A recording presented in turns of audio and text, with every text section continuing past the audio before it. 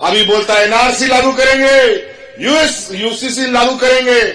हमने कहा ना यहाँ एनआरसी चलेगा ना यूसीसी चलेगा, यहां चलेगा तो सीएनटी एक्ट चलेगा, एसपीटी एक्ट चलेगा और पेशा कानून चलेगा।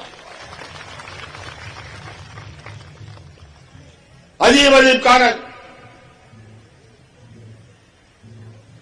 कहां से ये लोग बौद्धिक लोग दिमाग लगा लगा करके हम लोग बौद्धिक तरीके से कब्जा करने की कोशिश करता है। इसीलिए अपने बाल बच्चों को पढ़ाइए लिखाइए।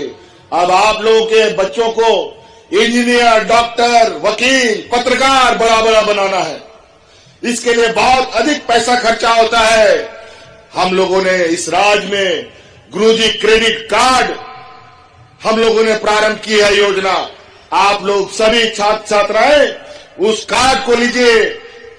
कल को इंजीनियर, वकील, डॉक्टर, आईएएस, आईपीएस में आपका एडमिशन होगा, आपको तुरंत फीस भरना होगा। 10 लाख, 15 लाख, 5 लाख आप पैसा जुगाड़ नहीं कर पाएंगे। गुरुजी क्रेडिट कार्ड बैंक में लेके जाइए, 5 मिनट में आपको 15 लाख रुपए मिल जाएगा आपको पढ़ने के लिए। AHA न्यूज को लाइक करें, शेयर करें और सब्सक्राइब करना ना भूलें।